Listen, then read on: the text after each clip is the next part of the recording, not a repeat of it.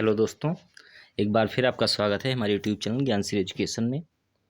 आज हम सेशन 2024-25 में मैथमेटिक्स में क्लास 10th के लिए क्या आने वाला है, यानी क्या क्या पढ़ना है 2024-25 में मैथ क्लास 10th में, उसके बारे में आज हम बात करेंगे।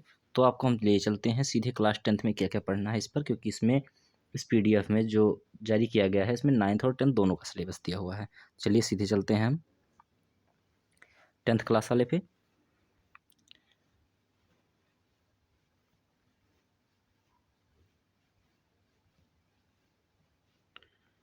ये तो 9th क्लास का है, ये 10th क्लास का रहा। तो 10th क्लास में हम अंदर ही सीधे पहुंच जाते हैं। पहला क्या पढ़ना है? Real number. क्या पढ़ना है? Real number. तो रियल नंबर में क्या क्या पढ़ना है? यानी वास्तविक संख्याएं हिंदी में बोलते हैं, जिसमें फंडामेंटल थ्योरम, जो भी थ्योरम दिया होगा, ठीक है, यानी कि यूक्लिड विभाजन एल्गोरिथम पढ़ना है इसमें आपको। और एक चीज़ और पढ़नी है, प्रूफ ऑफ इरेशनैलिटी ऑफ √2, √3, √5, यानी √2, √3, √5 एक अपरिमेय संख्या है, ये आपको प्रूव करना है। ये दो चीज़ें पहले चैप्टर में पढ़नी है बस। उसके बाद आपको दूसरे चैप्टर अलजेब्रा में क्या क्या पढ़ना है? पॉलिनोमियल्स पढ़ना है। क्या पढ़ना है? पॉलिनोमियल्स। इसमें पढ़ना क्या है? Zeros of polynomial. कोई भी पॉलिनोमियल आपको दिया होगा, बहुपद दिया हुआ होगा, उसका जीरोज निकालना होगा। Relation between zeros and coefficient of quadratic polynomials.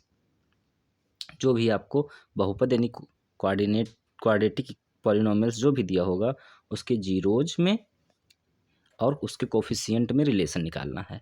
यानी कि जैसे अल्फा प्लस बीटा बराबर जो होता नहीं है -b/a, इसको, इस चीज को करना है आपको। उसका जीरो यानी शून्य के और कोफिशिएंट के बीच रिलेशन को दिखाना है।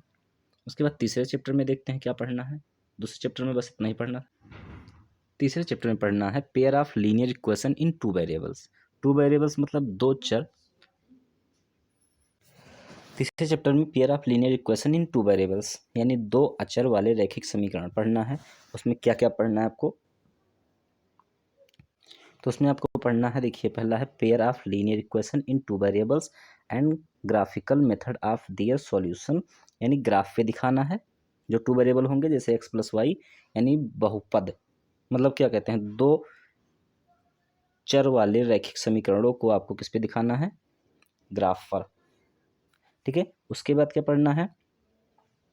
उसके बाद इसमें पढ़ना है algebraic condition for numbers of solution of a pair of linear equation in 2 variable algebraically by substitution method and देखिए, दो मेथड से आपको इसको हल करना है, एक सब्स्टिट्यूशन और दूसरा एलिमिनेशन, यानी कि प्रतिस्थापन विधि और विलोपन विधि। एलिमिनेशन मतलब विलोपन विधि। तो दो ही मेथड पढ़ने हैं इस बार, आपको बीजगणित विधि नहीं पढ़नी है, ठीक है। अब अगले चैप्टर में चलते हैं, क्वाड्रेटिक इक्वेशन। क्वाड्रेटिक इक्वेशन में आपको क्या पढ़ना है? तो क्वाड्रेटिक इक्वेशन में आपको पढ़ना है, क्वाड्रेटिक इक्वेशन में आपको क्या पढ़ना है?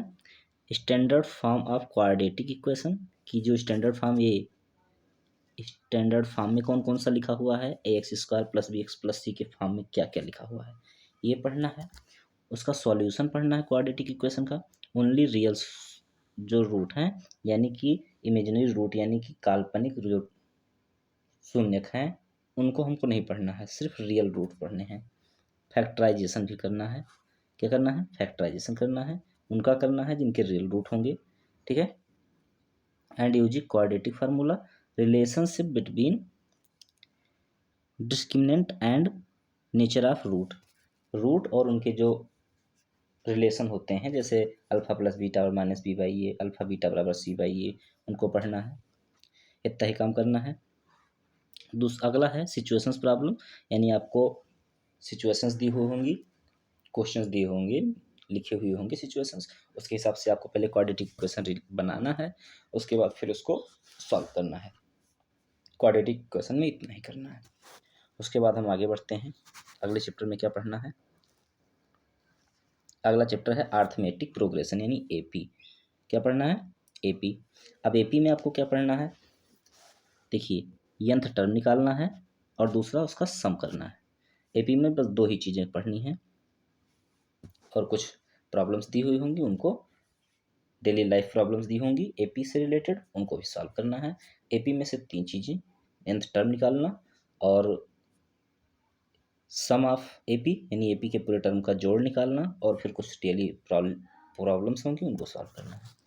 फिर हम क्वाड्रेटिक इक्वेशन में आ जाते हैं।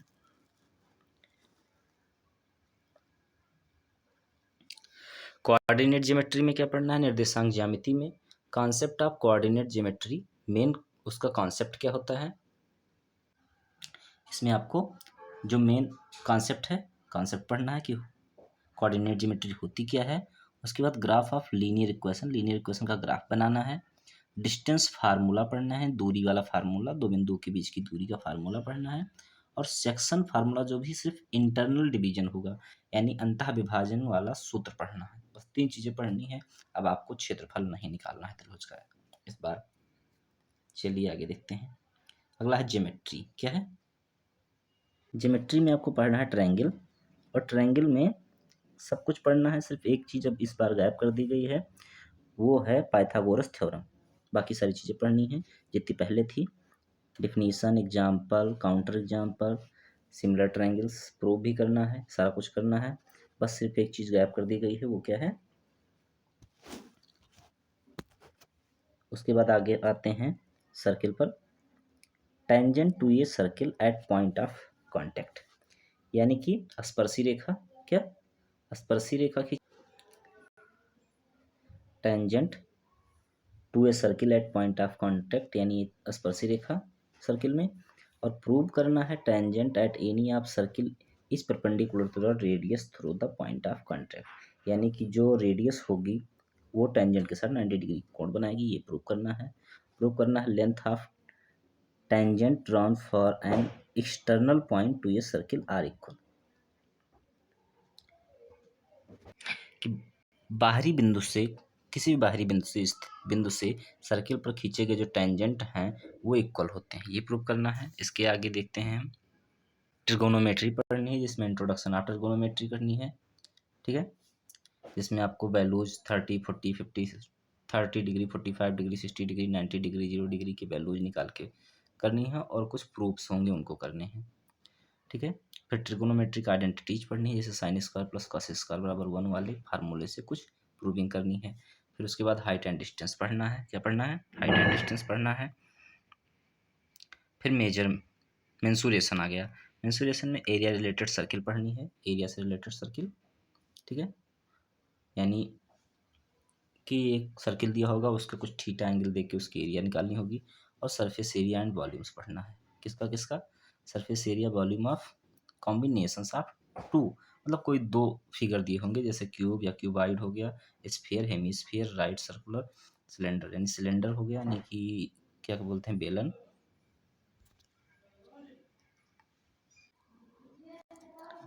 और अगला पढ़ना है स्टैटिक्स और प्रोबेबिलिटी। इसमें मीन निकालना है, मीडियन और मॉड निकालना है। ठीक है, यानी माध्य, माध्यिका और बहुलक निकालना है। तो इतना है सिलेबस।